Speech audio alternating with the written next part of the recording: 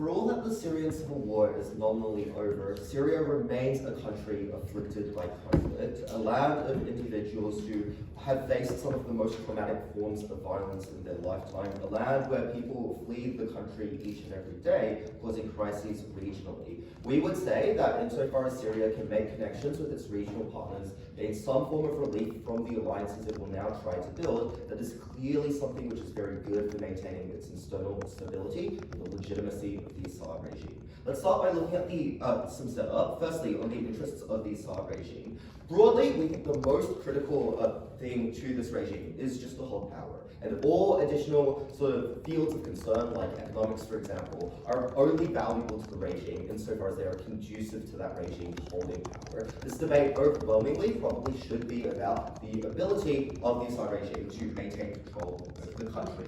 Secondly, what is the current situation in Syria? We would say that the Arab League obviously historically cut off Syria for the fact that it was undergoing civil war and engaging in the drug trade. But nowadays, they have been letting Syria back in almost exclusively on the fact that Syria has already pledged to stop the manufacture of Captagon, and they probably would not have done so otherwise. Why is this? The first is that obviously insofar as Syria remains a country that is incredibly unstable, there's very little incentive for the Arab League to meaningfully engage in things like trade relationships with the country unless they were to obtain some substantial benefit out of the arrangement. The halting of Captagon manufacture would be such a case. Secondly, countries do not like the fact that Syria obviously has a really high amount of refugee outflow towards them, which suggests that they're unlikely to form those alliances unless they can guarantee more domestic stability. Thirdly, we think insofar as Syria historically has been a battleground for a proxy war between the United States and Russia, it obviously is a little politically unstable and not the most attractive partner. And the last thing to say is that just historically, Assad, the sum total of these mechanisms is to say that Assad actually does not have a lot of bargaining power. The fact that Captagon trade is being halted is overwhelmingly the sole reason. And we would point that to the fact that Syria has actually taken action already and has already engaged in some forms of crackdown on trade and distributors. We think the crackdown on manufacture is the logical next step. The conclusion of this piece of setup is to suggest that their team needs to defend a world where Assad actively reneges on the promises already made to the Arab League, as opposed to our world where we kind of just proceed with the status quo. The final thing to establish is just that Syria doesn't really have a real alternative in terms of allies. Its historical ally, Russia, is a little indisposed at the moment with its own war, so they're probably very unlikely to engage in any meaningful forms of help. Let's move into the substantive portion of this speech by looking at how we substantially improve Syria's foreign relations. We think these foreign relations are really important in a Syrian context for three reasons. The first thing to say is that insofar as you are able to normalize relations with these countries in the region, you are able to do things like reinstate trade, you are able to prevent forms of disruption those countries might engage against you because of the fact that you are a part of their alliance. Secondly, the fact that you now have way more legitimacy insofar as you are seen as a meaningful individual, a player within that region, whereas previously you were not, as a function of existing within that league, having a voice at the table. The final thing to say here is that just it does meaningfully reduce the conflict you're likely to face internally, firstly, where other countries might seek to do things like fund rebel groups, for example, or, for example, impose their own external power, especially given the context that those countries are being afflicted by Captagon trade and spillover and probably do seek to stop it. And the some conclusion, the reason this is so important in particular is the fact that obviously Syria, while the civil war is over, Assad only actually controls 2/3 of the country. The remaining third in the north is largely controlled by like extremist groups. And given that, we think increased amounts of military support, for example, is particularly critical to the regime. So let's start with why this is going to cause Syria to get ejected from the Arab League pretty much. The first thing is just that per our setup, it is actually the only condition on which Syria is being allowed into the league in the first instance. So we would also say there obviously isn't really a cost to booting them out because they've only just been accepted. So this is the time period where there are very, very few commitments in the long term, and it would probably be pretty institutionally easy to do so. But the second thing is just to say that obviously Captagon trade hurts these countries in particularly harmful and pernicious ways. Captagon is a drug which is firstly cheap. It's incredibly mass-produced, produced at 3 times the production rate of all of the Mexican drug cartels. Think about the influence of Mexican drug cartels on the United States and multiply that impact threefold for every country in the Arab League, this drug causes an immeasurable amount of harm to those countries. Secondly, obviously it creates problems of dependency, of a loss of productivity, of increased social ills like acting erratically and violent behavior within those nations. And thirdly, obviously this is just a huge infringement on the religious values many countries in the Arab League have, in ways which they are likely to see this as being particular moral harm. The last thing to say here is that often those countries are actually actively violently afflicted insofar as there exists drug conflicts within Syria that spill over its borders in order to disturb the peace of the other citizens in neighboring countries. This means that we think it is deeply unlikely Syria is going to remain in the Arab League at the point at which it fails to stop Captagon trade. Why is this so important? Firstly, we think that they can now benefit from the joint military security that is offered to them as part of the Arab League from external powers. Secondly, they can engage in economic cooperation like trade and economic aid in order to achieve better economic outcomes. And thirdly, they can obviously develop more free trade agreements in order to boost their economic productivity and engage in far better forms of specialization. Cool. We think that this is particularly important insofar as those countries are likely to do things like try and alleviate pre-existing sanctions on Syria additionally, or do things like offer economic packages to Syria in order to aid many of the issues it faces, because those countries have an obvious incentive to try and do things like, for example, access Syria's oil reserves, or engage in reform to try and prevent refugees from continuing to flow out of Syria, and try and reinstate some of the Syrian refugees who have already fled the country due to the increased stability. The second thing we think these countries are likely to do, insofar as Syria does renege on its promise, is kind of just take matters into their own hands and crack down on Captagon themselves. This is obviously incredibly harmful. We think it's likely, firstly, because obviously Syria reneging on the promise is a huge slight to the Arab League. Secondly, insofar as these countries have pre-existing incentives to limit the Captagon trade, and it is causing a huge problem within their borders, this is likely action. And the third thing to say is that they have the capacity to intervene. Syria is currently a member of the Arab League, so they would in fact be able to engage in things like, for example, alliances under the Joint Defense Treaty, and we would point to the fact that many individual nations of the Arab League have engaged in these forms of crackdowns. This is obviously incredibly harmful. Maybe it doesn't look like invasion, for example, but it probably looks like the funding of rebel groups within Syria, the employment of espionage and sabotage techniques, or even in the most extreme cases, things like air and drone strikes on particular drug bases. This is obviously an incredible harm for Syrian people, but also for Assad insofar as maintaining the country's sovereignty and their legitimacy as a leader. The final thing to say is I think this is likely to bait the involvement of Western powers insofar as who are no longer a member of the Arab League. Because obviously they have incentives to maintain regional stability in the area, but under the status quo, Syria has historically been very isolated from those Western powers, which means they'd be particularly willing to engage in particularly direct and interventionist forms of reform. We think when you're under the wings of the Arab League, you benefit from those alliances' protection, and you make it so that you're seen to be more willing to come to the negotiating table. That makes those forms of intervention far, far less likely. For all these reasons, so proud to affirm.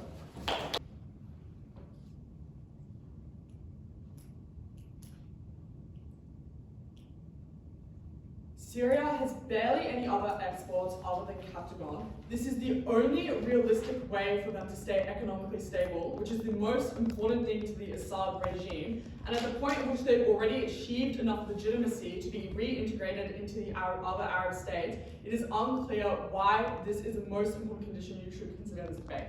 3 things in this speech. First, on setup. Secondly, why this aligns with the economic interests of Assad and why this is the most important thing. And thirdly, on why it is unclear that the Arab states would actually eject Syria, like this affirmative team wants to claim.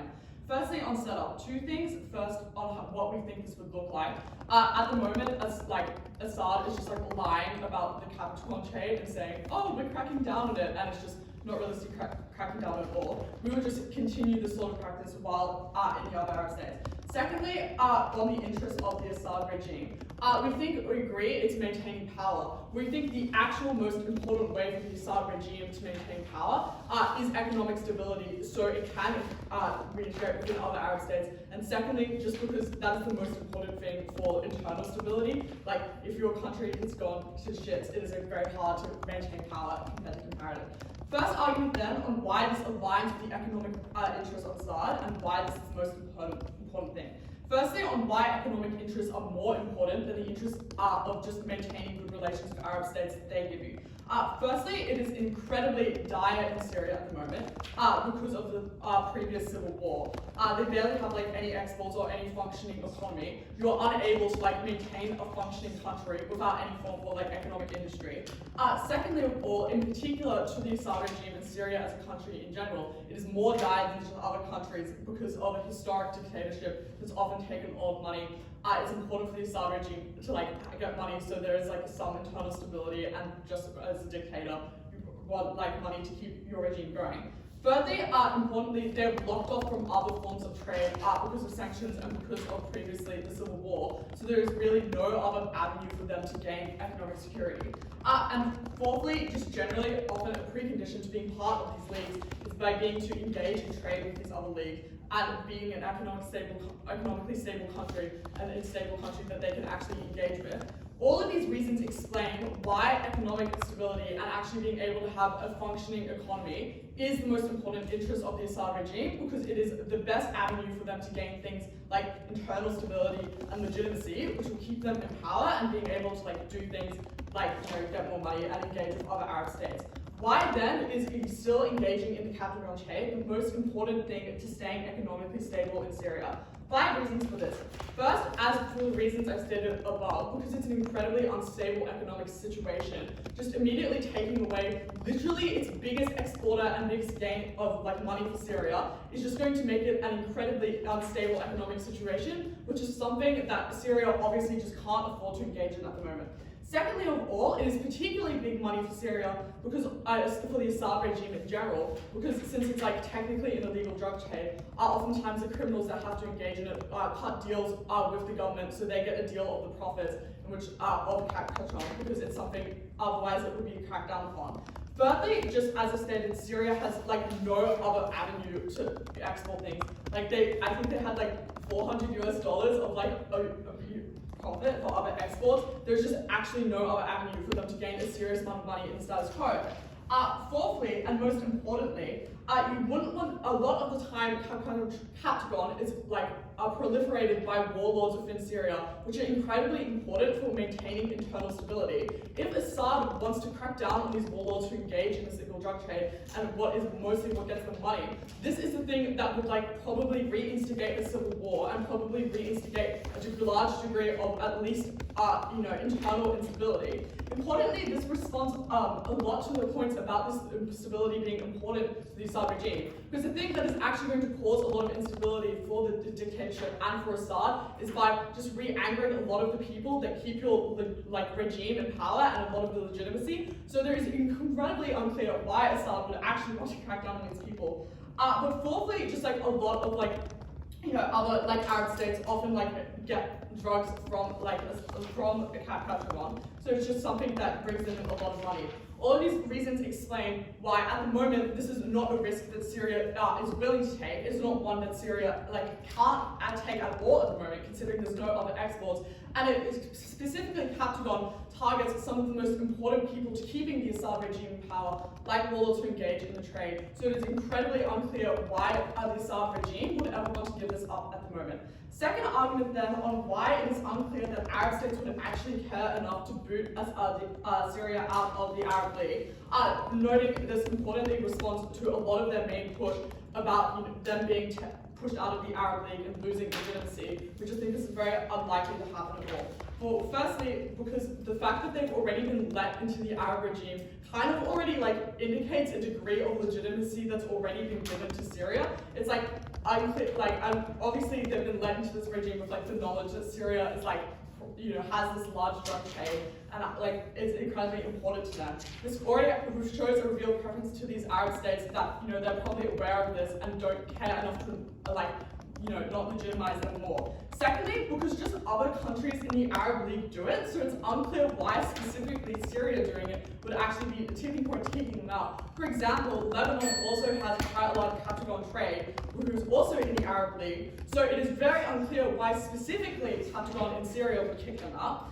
Thirdly, we think it would make the Arab League look weak. This responds a lot to their mechanisms about the Arab League wanting to not seem slighted or unstable because Syria was not able to crack down on their drug league, we think it would actually probably make the Arab League far more unstable to be like, oh, we're going to let Syria in and then just boot them out after like a couple of months. It shows a lack of decision making and a lack of ability to actually stick to their plans. We don't think the Arab League is likely to do that. Fourthly, because the Arab League also, and many other countries within the Arab League specifically, have just often never had great relations with Syria, because the nature of their dictatorship is like, meant that the country has been very economically unstable for a while, even before Assad. There's often a lot of religious internal conflicts with Syria. So it is like very unclear that why countries who have often already had a bad relationship with Syria, why specifically this drug trade is going to make these countries be like, nah, we're going to boot you out. This is the tipping point. When they already have a bad relationship with Syria. Fifthly, just like genuinely a lot of Arab states just don't care. Like they import drugs from Syria as well. There's other Arab states, like I already said, in the Arab League, like Lebanon, who engage with Captagon, like Afghanistan, who had an opium trade. They were still part of the Arab League. Like it is unclear that they really care significantly enough to just boot them out. But sixthly, the Arab League would just probably prefer an economically viable Syria, a Syria that has a degree of internal stability and legitimacy, rather than one it just can't, have any relations with at all. And we've already explained why this is the only way Syria is being able to get economic stability. Weighs against the comparative of what they give you, of a Syria that would be incredibly weakened because this is the only way in which they gain economic stability, and a state that would just devolve into civil war again. We think this is actually more important for Syria because they can leverage the fact that this is they're economically dependent on it to gain other trade deals with these Arab countries because of the fact that they really have no other exports, and if the Arab states really want it, they can that is very hard to litigate.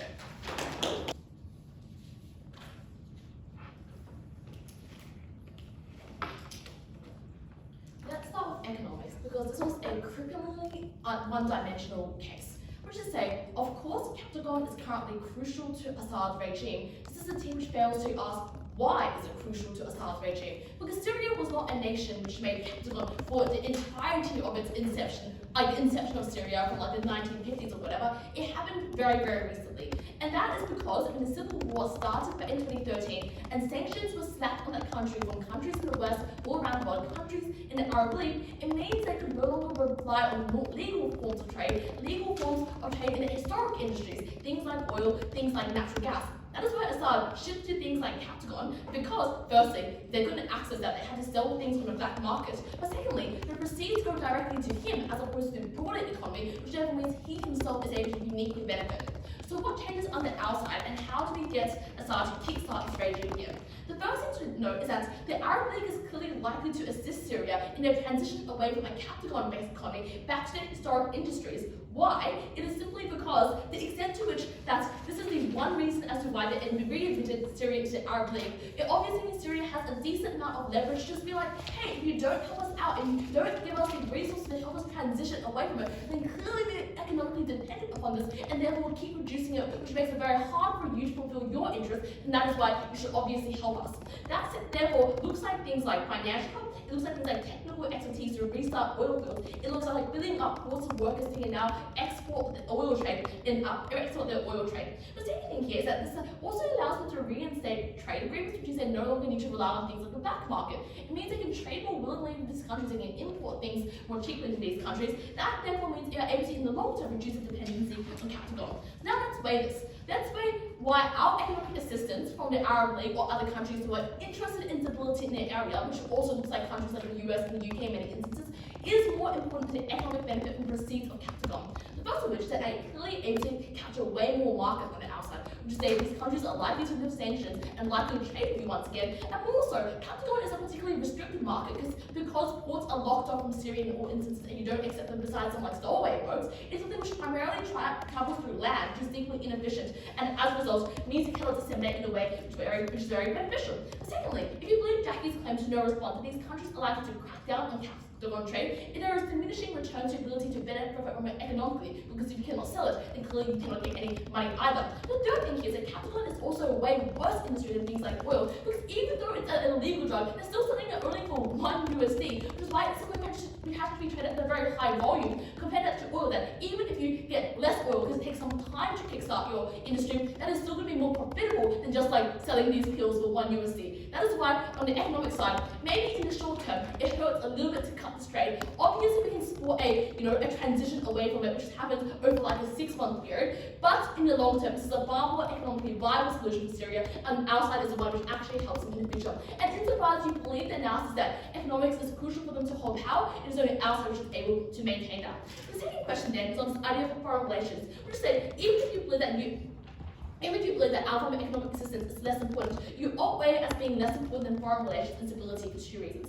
Because firstly, the inability to normalize relationships with other countries is an existential threat for the Assad regime, which say there is an increase of conflict in new areas, countries are likely to fund rebel groups, countries in the Arab League literally airstrike Damascus in the process. That therefore means obviously your own life and your ability to hold power is equally at threat when there is constant conflict and instability in these areas. The second thing to note is that economics is also actually instrumental, which is saying it is only useful to the Assad regime because it allows you to buy weapons and you can fight off the rebels who are trying to overthrow you. But that does not actually flow to the rest of the economy or allows for internal stability Eleanor chooses to talk about, because it is something which only goes into the hands of warlords, those who actually produce Captagon, as opposed to local people who have local jobs who aren't involved in the Captagon economy, and therefore means they're unlikely to get the kind of economic growth or development stability through an illegal means that can only happen through a legal means there. But let's see what response they give to this idea. The first thing they go here is that if you crack down on the warlords and the Captagon trade, it was really bad because it's likely to cause more conflict and a civil war. Firstly, clearly, obviously, if you crack down on someone with guns, there is going to be some sort of conflict, but we believe you probably will likely get assistance from other countries who want to see this trade going to stop. The second thing is that think about the long-term interest of the Assad regime. If you're dependent upon warlords who to create Captagon and to transport Captagon and sell it, you're being held by the paws of some guys who primarily care about their own interests as opposed to your interests. Which is saying, in the long term, these are warlords who are able to extract rents from your regime. These are warlords who are able to hold you by your walls in case they want to displace you or coup you or cause more conflict in a particular area. These are warlords who are willing to secede from your kind of area, and that was particularly crippling. Which is why when the opportunity comes to shut them down at one go, and you like to get support to do so, you ought crack down on them, because these warlords, even at the moment, maybe causes is maybe somewhat important to holding stability in your country. They're likely to hurt you far more longer in the future. The opportunity is now. The second thing is that they claim, well, you won't get pushed out of an Arab League. Let's go through each of these mechanisms individually. First, they go, well, they've already let them in. This is a shocking mechanism because it was contingent upon cutting Captagon trade. At the point where you fail a condition, like break a condition in a contract, clearly you're able to renege upon it. The second thing is to say that all other countries do Captagon trade. This is kind of hypocritical. Well, firstly, this consensus is probably untrue, or otherwise why the other countries so insistent on topping it. But secondly, even if it is true, clearly Syria is able to outcompete other countries' Captagon industries because they're able to sell it at far higher volumes, because they're far more reliant on it, and because they also able to sell it far more cheaper, which is why Lebanon really cared about their own Captagon industry. They want Syria to stop theirs in order to make theirs more powerful.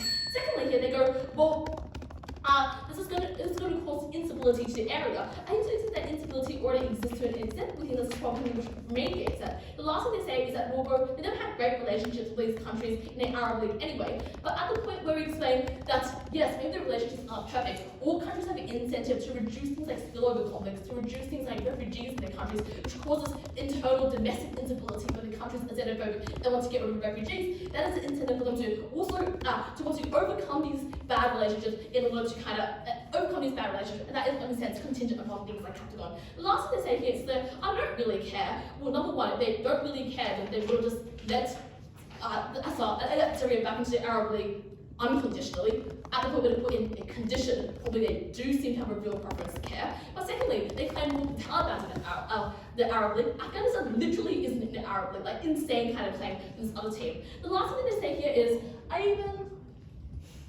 but yeah, so broadly speaking, I think the responses as to why they're likely to not get to the Arab League are incredibly weak. At the point where we explain to you that this is now the perfect time to get with them, if they are likely to not comply with things, you only have encoded a Harlem baby 3 months to the Arab League, they haven't been to fully reinstate trade relations, they haven't been to fully reinstate joint defense pact. Now is the time. It becomes increasingly hard to do so. And if you have an Assad regime which is willing to breach these negotiations, that is something which becomes harder in the future, and that's why you must do things now. But what does this team also miss? This team misses a spoiler material as to why the Arab League is actually likely to behave in ways which are far worse. We're just saying this is an Arab League which is likely to take the actions in its own hands and crack down on things like Captagon trade. That looks like funding rebel groups. It also looks like continually sanctioning these countries. It looks like airstriking these Syria. This was obviously going to be significantly worse for them because this is what creates instability. It is also what gives hope for the rebel groups of being able to displace this regime, which is why they continue fighting on and are likely to increase this effort. Because as Jacky explained, obviously Germans like to allow someone in, they renege on it and continue doing their own thing, means the Arab League uses any legitimacy or power in and of itself to actually regulate relations in the Gulf War. That is why they actually care about it, and that is why they have a consent to destabilize you even further, and that is why this existential threat far outweighs anything that's talking when it comes to economics.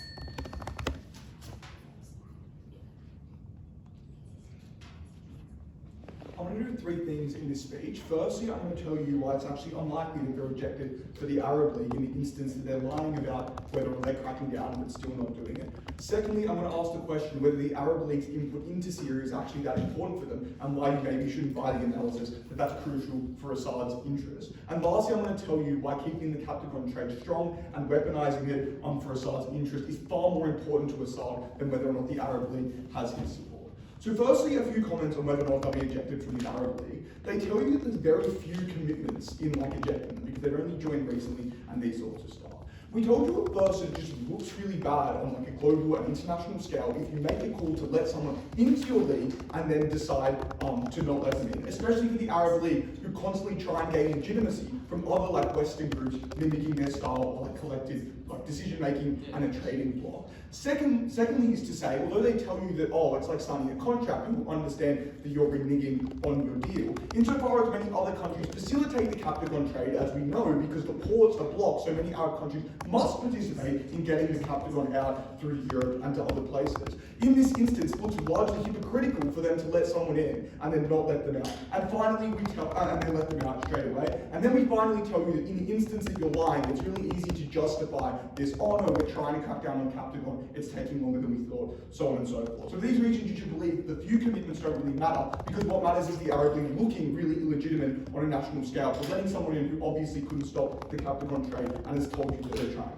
Secondly, they tell you that Captagon has big effects on neighbouring countries. Therefore, they wouldn't want them selling Captagon, start kicking out the Arab League. We think this makes absolutely no sense, because in the instance that they kick them out of the Captagon, out of the Arab League, all that happens is that the Captagon trade just goes bigger and bigger, right? If they think that either way the Captagon trade is going to hurt the countries around them, they have no incentive to let them in. If it's going to be, they kick them out, it's going to be the same either way. Lastly, tell you that there's religious and moral objections to the Captagon trade, especially in the Gulf nations.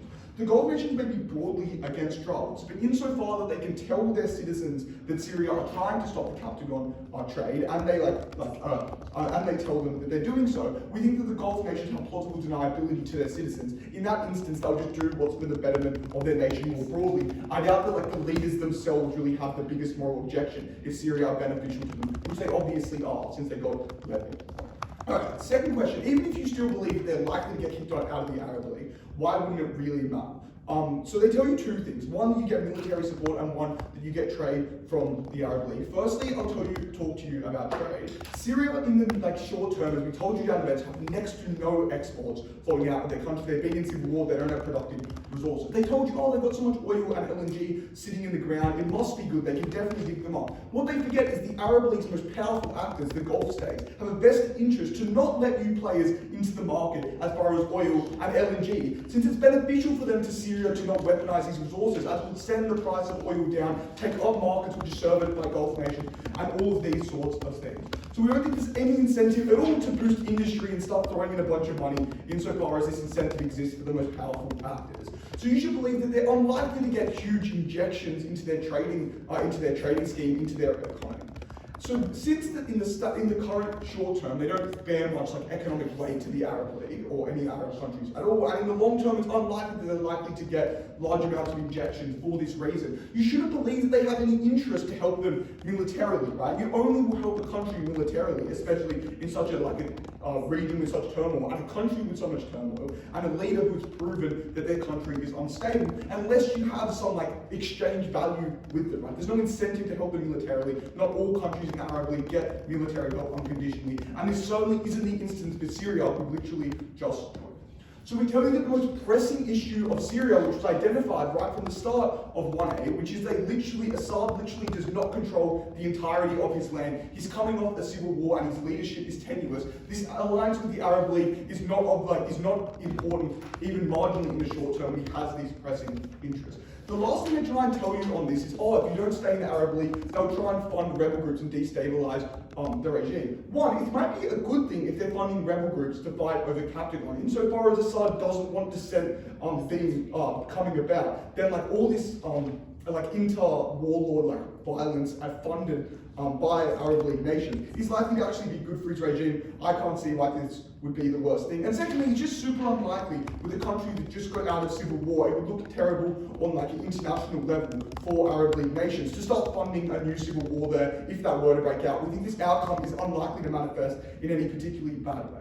So, whether or not they are in the Arab League might be kind of unimportant. So why does selling Captagon better fulfill the most immediate pressing interests of Assad? We told you two main things at first. We told you that the warlords and the people who control the Captagon trade are warlords who often had big power grabs during the civil war, and now that's how they make their money and keep the groups going. When you take their number one way of facilitating their own existence, which is through the Captagon trade, these people still have guns, they still have power, they still have influence, and most importantly, there is a brutalized population who are coming freshly out of a civil war, and many, many people who are not ally themselves or do not see Assad as a legitimate leader. We see no reason why these people wouldn't do other things to facilitate their existence. For example, land grabs, for example, grabs of resources and instigating a new civil war. This is a very tenuous situation and heaps of structural mechanisms, as I've told you, as to why we think it's likely conflict to break out if you do this. They tell you that you get help for trying to fight your civil war if you're in the Arab League. As I've already told you at first, the Arab League is unlikely to really help you.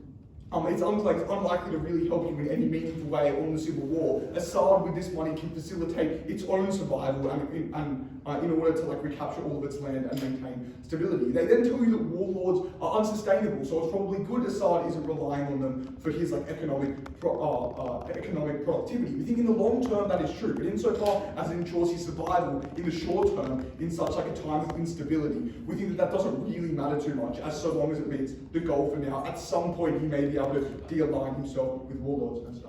So what you should believe is that there will be more conflict breaking out when you stop the Captagon trade. And also, given the conflict in the worst version of this argument with the most severe impact, you get a civil war breaking out, which literally means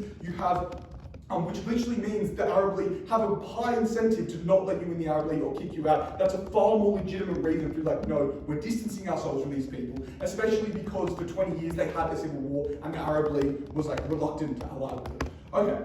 Lastly, on the thing, how you actually get money from Captagon. They tell you the Captagon trade isn't very economically productive because it's inefficient. One of the biggest reasons it is so productive is they have a monopoly on the market. It's an illegal market. There's not that much provider, and there's always demand for highly addictive drugs. Secondly, they tell you have to export a high volume. We think this facilitates more money going through the economy, more people driving trucks. I don't think Assad really cares that the high volume has to go through, so long as the margin of profit that's made is good. And lastly, they try and make this claim they don't even profit from the Captagon trade, it just all goes to the warlord. Obviously, they have the capacity to profit from the Captagon trade, since warlords need to negotiate with Assad's regime in order to maintain power and maintain legitimacy. And secondly, they have the incentive to do this. Obviously, the Captagon trade is huge money for Assad, and it's just empirically true that he makes millions and millions of dollars off it every year. Even if this isn't true, you should believe that it facilitates money coming in through exports, one of their only exports. So therefore, you should believe that Assad benefits indirectly in the fact that things are just being bought and sold, and money is flowing around the economy. We think that these two incentives, being able to stop a civil war and being able to get lots of money, is just what Assad wants.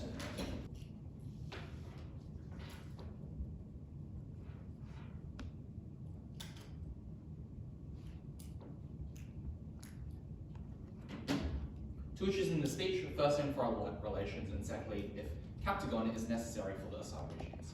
Firstly, on foreign relations, they give 6 mechanisms. The first is the idea and the intuition pump that they keep pushing down the bench that these states have already let them in, which means they have a revealed preference. The The analysis that we explained is this is a tit-for-tat negotiation technique. Basically, both sides give an olive branch a form of goodwill. One side goes like, we'll stop our Captagon trade. The other side says, we'll let you in, which means that that deal is not final and they can be kicked out at any point. But the second and more important reason is that there is a recognition from the Arab states that in order for the Captagon trade to stop, in order for there to be a transition, they obviously do need to step into other things like industry. And they can only do that if sanctions are lifted. That's why the Arab states have to let them into the Arab League before they stop the Captagon trade, because given they're so reliant on the Captagon trade in the first place, they need to be able to engage in other industries, and the Arab states understand that. And that actually is an important benefit for our side, because Damascus is able to use this as leverage to say, we need economic assistance from you, we need relief packages, we need things like trade and our industries to resume, and for you to help us facilitate that, because if you never do, then we're never going to be able to escape Captagon. And the Arab states know that, and that's why they're so willing to be generous in this instance. But that generosity all fizzles away when they show that they fail with their commitment of Captagon, because the only reason why the Arab states only care about this in the first place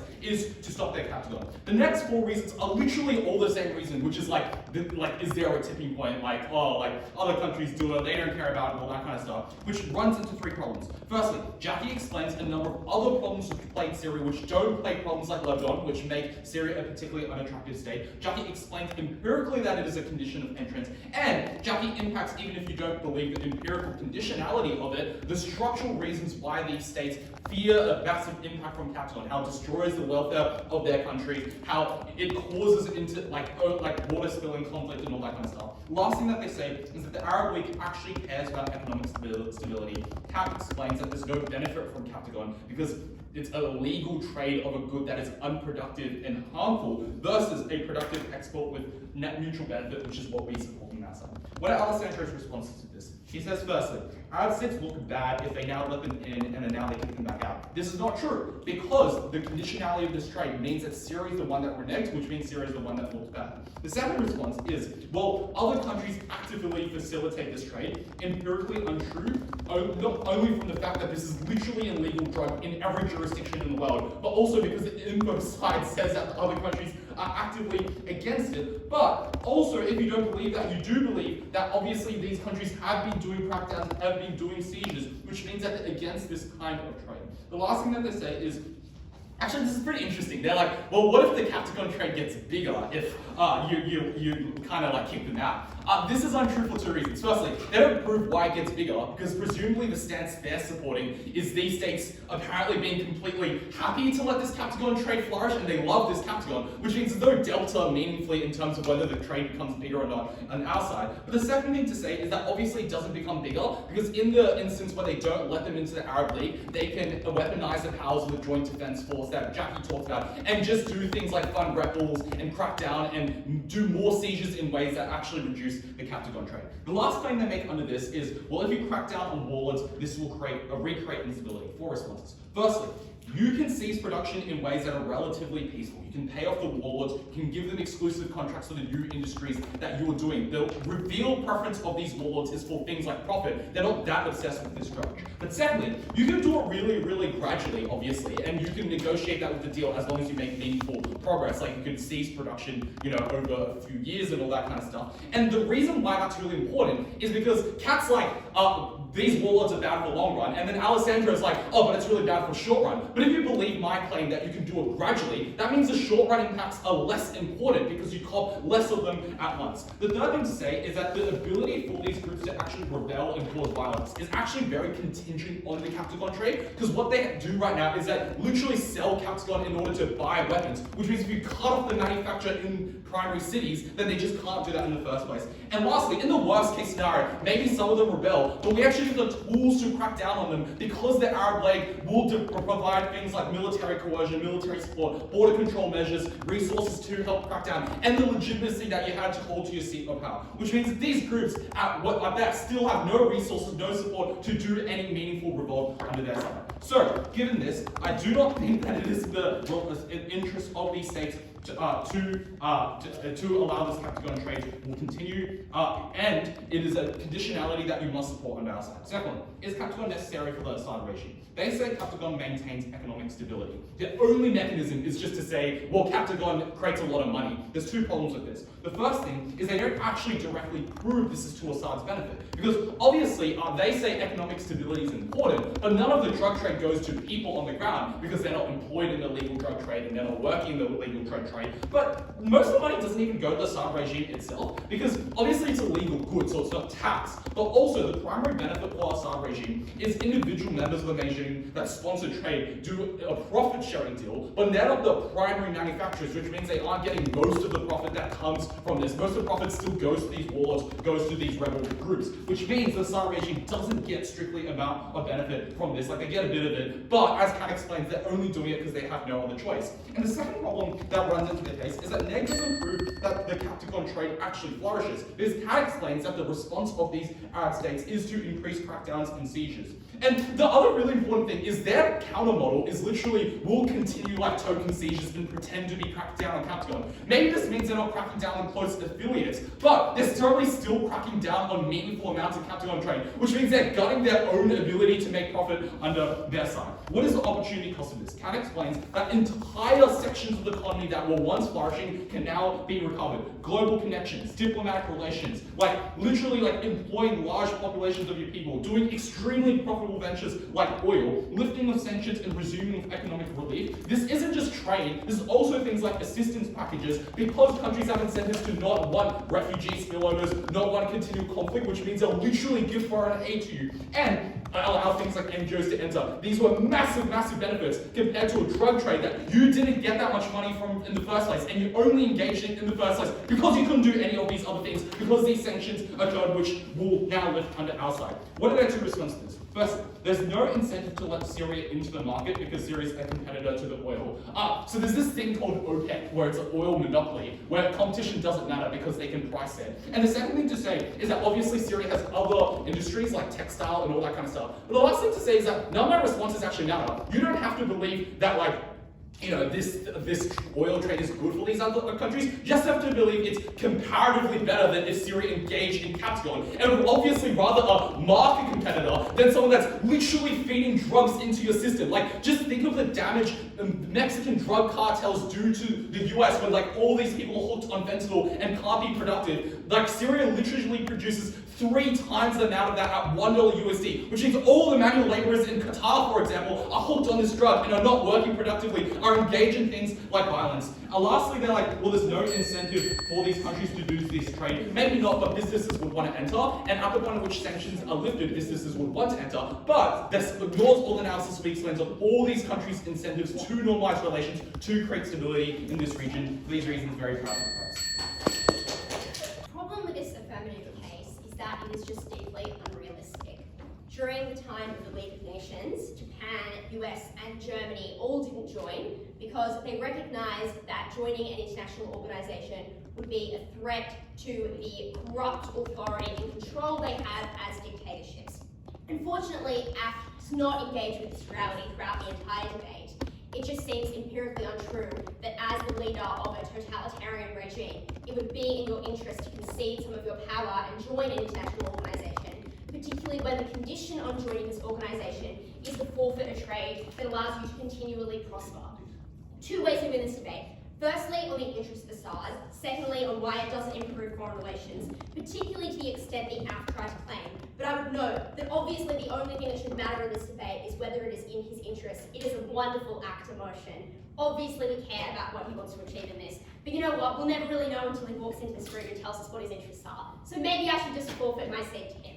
Okay, firstly, let's talk about the interest of Assad, and 2 things to note here before I start.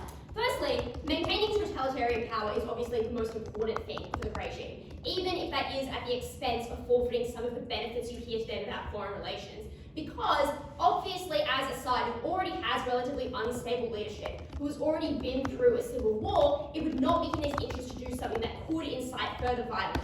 I I think that's a pretty basic principle of realistic international relations. But the second thing to say is that Jacky says that economic interests are secondary, but I think that the wonderful realist GPE theory tells you that economic interests and interests of holding your power actually are entirely intertwined. I.e., given Syria has quite few export opportunities, it's imperative for the regime to economically benefit from something like this. You need money to do things like stay in power. You need money to do things like fund a military police. You need it to do things like put your opponents on trial. Or as Saddam Hussein, you need it so you can build yourself lots of fucking palaces. Money is incredibly important to be able to maintain your sovereignty and to maintain the political power that you have. I think it is entirely untrue that it comes secondary to these sorts of things. Where is the paper? There it is. Okay. In saying that, 4 things to say after this point. Firstly, they tell you is that it's good for you to be in the league. But I would say that given Syria hasn't historically been involved in this sort of league and has historically been relatively isolated from other countries, given the fact that before Assad it was his father leading this, they've had a history of a totalitarian regime, I think it's unclear why this would be the tipping point that is quite important here. The second thing they say is that it gives him more bargaining power. But I would argue that he already has almost total power over the country. Maybe it is true that there are provinces that are controlled by warlords, but ultimately he is still the figurehead of the country, even if he is not governing every single province within it. So I would argue that he actually has quite a lot of bargaining power within the region, also just because people are afraid of doing things like committing, political dissent or speaking out against him. So even if they don't think his power is legitimate, it is likely that his power is still quite important in controlling the actions of people. But also, just like he has a lot of bargaining power in the amount of money that he has, and the money, I told you before, is able to do things like control the amount of dissent that exists. It is incredibly important for him to maintain some form of economic prosperity. Obviously, this is a good way to do so. I didn't push that enough first.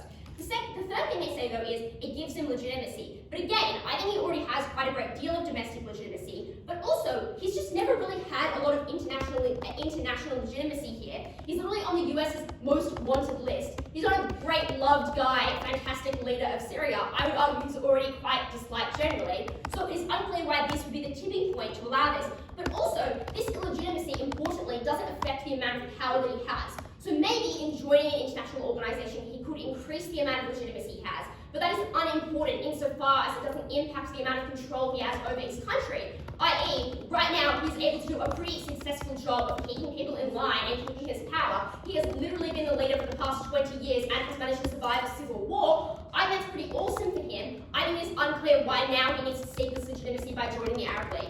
But the fourth and final thing they say is that you now don't get into internal stability because the economic benefits don't actually flow to people and they depend on the warlords. But I would say this doesn't actually matter because countries have been consistently funding rebels to do things like control peripheral areas. In the instance of the US occupation of Afghanistan, they funded warlords in the exterior areas here because it doesn't actually matter as long as you have one central leader in one area. So it doesn't matter if you have warlords controlling some areas. It doesn't matter if he has to forfeit some control to other political leaders. This has historically happened in the past. It is just part of governing a incredibly volatile regime. It's just kind of like, a wonderful way of life. But also, he just cares about short-term stability. So maybe there are some long-term benefits you can give here, but they never tell you why this would be in the interest of him, given the fact that leaders just care about short-termist goals. They care about doing things like having the people happy in the moment, so they don't do things like start a coup. They care about getting re-elected in the next election. I think that's quite true in this. So at the end of that, you obviously should believe that it's just definitely not in his interest to do things like forfeit this sort of power, particularly because, secondly, you don't get the extended foreign relations they tell you. So what do they say here? They give you 7 reasons as to why you want to improve your relations.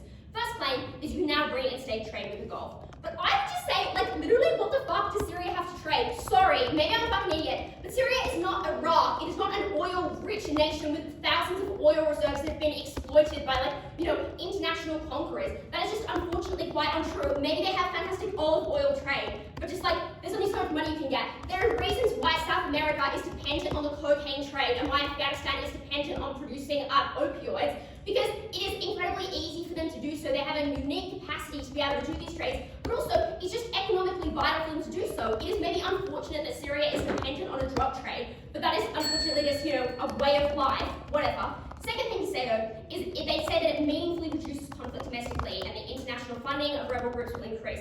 I think that's not true because I think this puts rebel groups aside. When they're the ones that produce the drugs, it is a state-sponsored illicit drug trade. This means obviously that would cause dissent. David says, well, you actually don't get that much money as the leaders of it because the money goes to the warlords, but I would say the point at which it is state-sponsored, you are likely to still get some amount of the profits, given the fact that there are large profits anyway. The next response he says, though, is that you don't get that much instability by a crackdown on warlords because you can give them other opportunities elsewhere, you can gradually do this, and Captagon gives them money to buy the weapons, and that is what increases the chances of dissent. Two responses to this.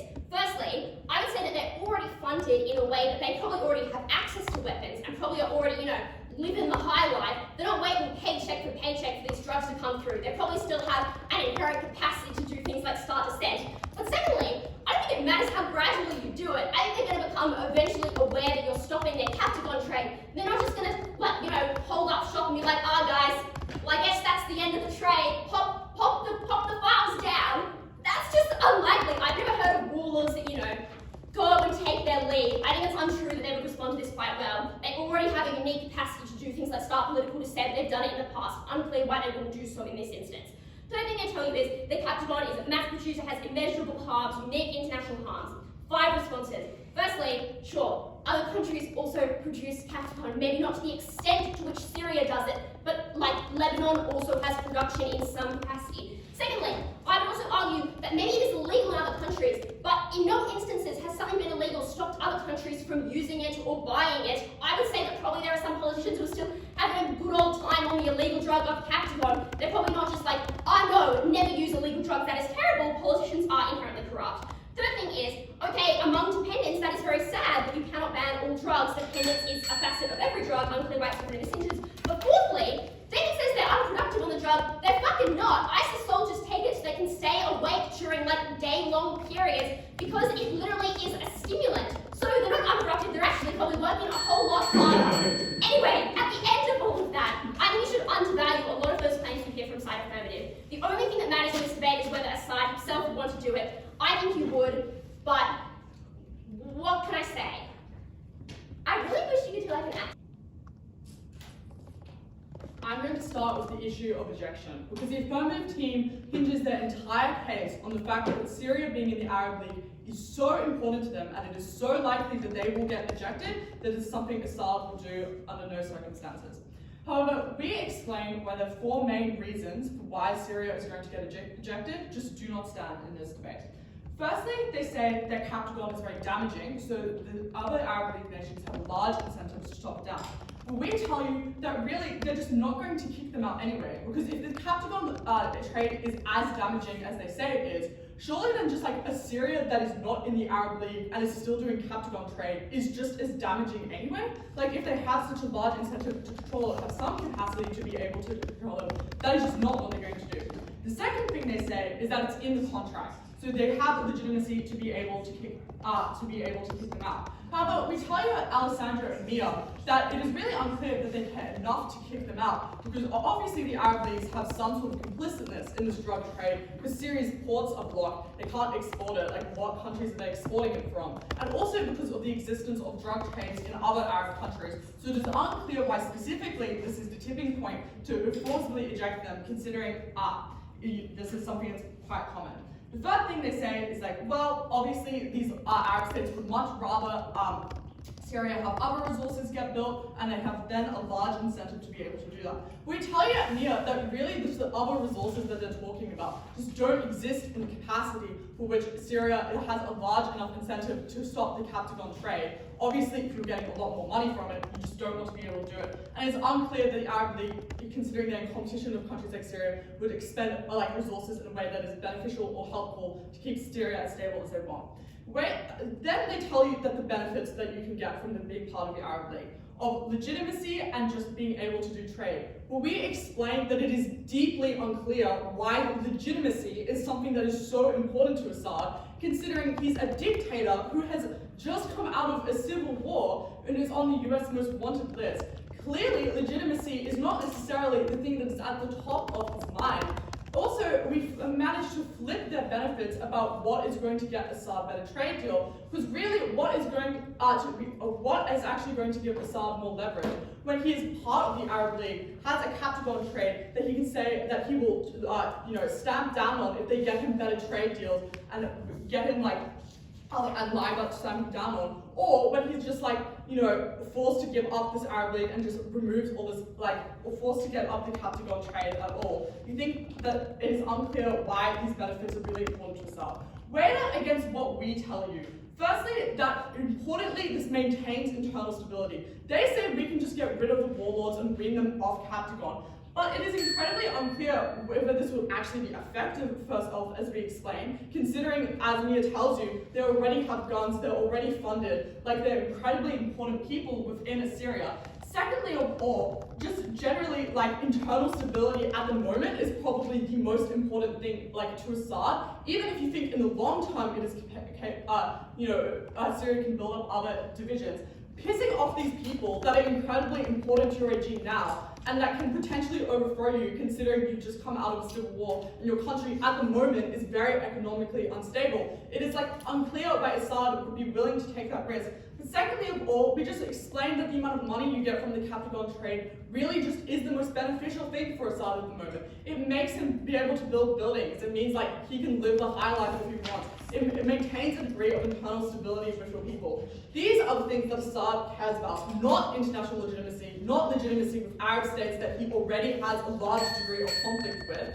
And pissing off the people that keep you in power is not the way in which Assad is able to maintain power. Incredibly hard to negate. On this debate is the one we explained to you right from the outset to very little response. The end conclusion of failing to crack down on Captagon trade is just going to be that Syria is ejected from the Arab League. Because it looks far worse, despite what side negative claims, to have Syria renege on their promise and fail to impose the conditions that you applied to that deal in the first instance. Because there is an incredibly strong imperative to solve this problem when Syria controls the vast majority of Captagon manufacture in the world. They say, well, countries like Lebanon might do it too, but I would ask, where the fuck did the Captagon in Lebanon come from? It was not domestic legal manufacture sanctioned by the government. The Assad regime is the unique culprit in the world for this. And the final claim to suggest why the Arab League might not kick these countries out is to say that, well, maybe the countries of the Arab League can have plausible deniability and say, well, we think Syria is doing good work to try and make the crackdowns. But I would ask, even if they have plausible deniability in the eyes of their citizens,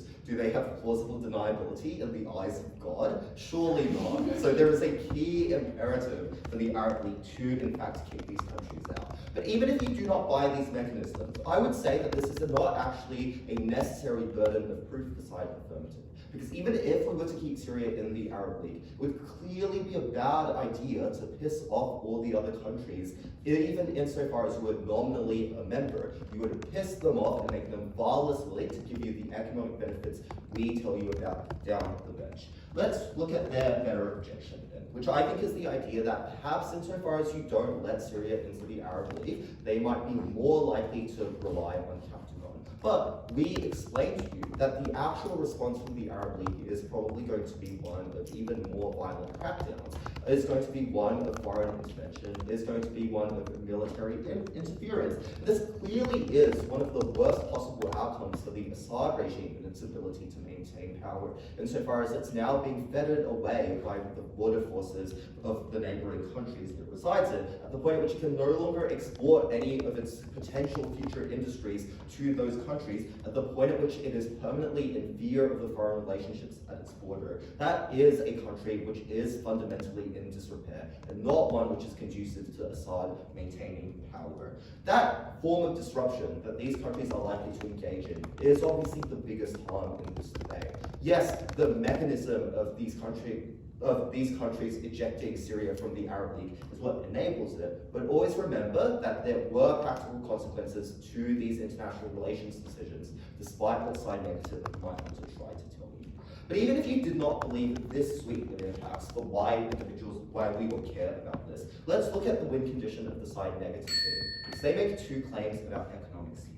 The first claim they make is perhaps it is the case that the regime currently has a dependency on warlords who will rise up and rebel, and we thus need to appease them. My first observation is that this clearly is a principled concession that legitimacy is important in the debate, because they seek legitimacy from warlords, while we seek legitimacies from major countries and military powers in the region who can give Assad the resources required to crack down on those forms of internal instability and warlords. So our policy clearly solves this problem in a far better and more efficacious way. But their second claim is that perhaps this country is really relying on Captagon for much of its internal economics. Cat explains to you to very little response why Captagon is actually a particularly bad economic strategy in the long term. And I think this is sufficient to win us the debate even more concretely than we already have. Because we explain to you that the world where Syria gets economic aid is the world where we revitalize their oil industry, we allow flowing boundaries of steel to populate the country once more. And that is a vision this team only gets in Captagon Fuel Dreams. Is it going? Mm-hmm. Oh, sweet. All right, thanks everyone for that debate. We thought that it was really, really high quality and we really enjoyed it. In terms of the margin, we both thought that this was kind of close but clear. We've given it on slightly different margins, so feel free to come and talk to us about that. But otherwise, it was a unanimous decision and one that we gave to side affirmative. Congratulations. So, really quickly on stuff about being in the league or not in the league, then on internal stability around kind of military and security concerns, and lastly on economic development. I don't really have much for general feedback that I think would be useful here, so just come talk to us for personal stuff. In terms of the league, what I think is interesting here is that Negative does quite a bit of work in terms of mitigating the harm of being kicked out. They suggest that it's unlikely that it would occur for a series of reasons, like perhaps it makes the league look like they're flip-flopping, makes them look kind of silly in that respect. What I think the problem here is, though, is that while I think Negative is able to mitigate the chances of being kicked out of the league to a reasonably effective extent, one, I still think that there's probably a meaningful prospect of it occurring because of Affirmative's claims around why this Captagon trade is particularly offensive and destructive, and that you probably can still do it without looking particularly weak. For instance, this just looks like you enforcing an agreement. What I felt then was that although Negative is able to mitigate this claim significantly, I think that Affirmative is able to suggest that it is still likely enough to be credited. And the other thing that I thought about this clash generally is that even if Negative can establish that you are likely to be kept within the league, it's unclear to me what the benefits of being within the league look like on side Negative, when Affirmative is able to suggest that this is so offensive to the parties in that league that they would want to do things like conduct airstrikes on Captagon facilities, they would want to do things like fund rebel groups, things that it seemed like they could do whether you were in the league or not in the league, and might well still continue to do on side Negative, even if side Negative can prove that you are notionally still in the league. Does that make sense in terms of how that clash was kind of resolved? Yeah, which meant that kind of the benefits of being in the league, I think, are something that side Affirmative can claim. But it's not just the benefits of being in the league, it's the benefits of being in the league and liked, whereas Negative would have to cop both the harms of possibly not being in the league and hated, or being in the league and hated, which seems like they would be kind of similar things. In terms of internal stability then, the first thing to note here is that I think that there's a strange kind of intuition that runs through this debate, or a premise that teams at times kind of imply exists, where they often say things like, the Assad regime is quite vulnerable, the Assad regime is quite weak, the Assad regime has just come out of a civil war, which suggests it could be vulnerable and weak. And what is interesting to me is that I'm uncertain exactly that that is true. And the reason that I'm uncertain that it is true that the Assad regime is particularly weak and particularly vulnerable is because of that final claim. They've just come through a civil war. He's been in power for 20 years, which to me at least reads as an intuition to think that he must be relatively in control of the country right now, at the point where he was able to be victorious in a prolonged civil war, and at the point where he's been in power for 20 years. That to me reads more like a claim for relative control than a claim for relative weakness and vulnerability. And without additional mechanization beyond those observations of the facts on the ground as to why the regime would be particularly vulnerable or particularly unstable or particularly beholden to things like domestic warlords, my intuition was actually to think that generally it seemed like you would think that Assad was relatively in control of what is currently happening within the country in the status quo, which meant then that when it came to evaluating relative threats that teams could describe, for instance, Affirmative's affirmative says, if you do not do this, you'll be threatened by external actors like other Gulf states who would want to do things like fund rebel groups, stir up dissent, and conduct military strikes in the worst excesses,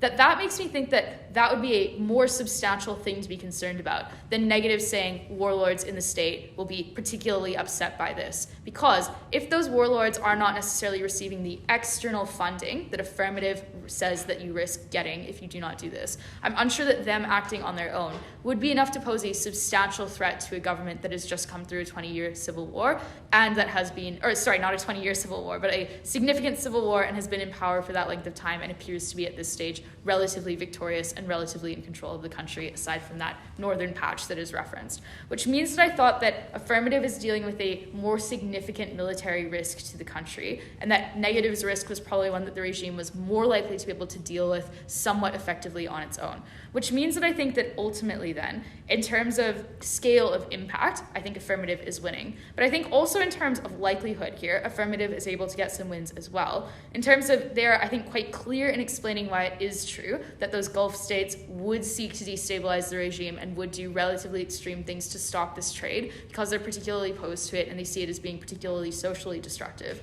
Whereas I think that the claims that are made about why warlords might be very upset if the Captagon trade is cut off are more effectively rebutted by side affirmative and therefore less persuasive in terms of likelihood as well. Which means that, and the reason for that is that I think affirmative quite clearly at second is able to suggest a series in ways in which you can continue to gain the support of warlords even while moving off the Captagon trade. They suggest that you would be able to pay them off and just bribe them explicitly. They suggest that you would be able to do things like grant them control over new industries. So for instance, these people might get contracts in relation to oil or gas production and they could profit that way. And they suggest that ultimately for these warlords, whether the money is coming from Captagon or whether it's coming from a different industry, it's kind of all the same to them. They just care about the money, which I think is fairly persuasive and not particularly responded to by side negative. And I think the framing around how, you would have some scope to do this somewhat gradually means that I think that you would be able to manage those relationships with warlords well enough that it's unlikely that they would be able to do something like mount a substantial challenge to that government and overthrow it. So for those reasons, I think that affirmative is able to take this on stability. And I think that on economic development, they're able to clarify and perhaps extend the margin in addition. What they're able to do then is to explain that when you are playing along in terms of stopping Captagon, that the other Gulf states are much more likely to think that they have an incentive to help you to economically develop and transition because they have an interest in regional stability and they have an interest in returning you to a level of economic productivity so that they can benefit from trade and their relationship with you. And I think that that means then that they're able to explain a series of quite persuasive claims around how you could return to engaging in that oil and LNG industry or other resources that you used to do in the past, because you'd be able to get things like overseas experts in, you could get labor in, you could get investment and aid packages in. What we get in response to this by side negative is to suggest that perhaps Gulf states would not want you to do this because that would mean that you'd be competing with them in terms of they produce oil, now you're producing oil too. That perhaps could be quite bad. I think that the observation made at third affirmative around, well, OPEC suggests that this is kind of unlikely to be a major issue. And even if it was a major issue, that it seems implausible, it seems as though you would still prefer an economic competitor to a Captagon manufacturer on your borders. Also, I think is able to deal with this largely. In particular, I think the response around OPEC is fairly persuasive, just because, of course, OPEC controls the price of oil through controlling output.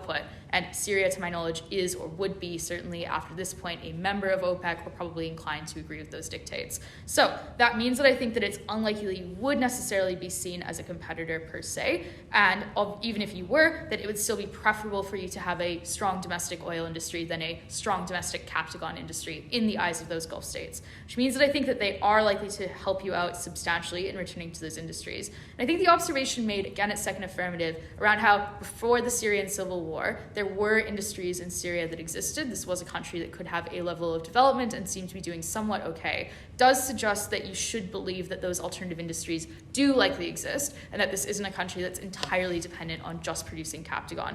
Even if maybe it doesn't have huge oil reserves or huge LNG reserves, it seemed like it would have adequate enough ones to be able to get a level of economic development that would be preferable in this debate.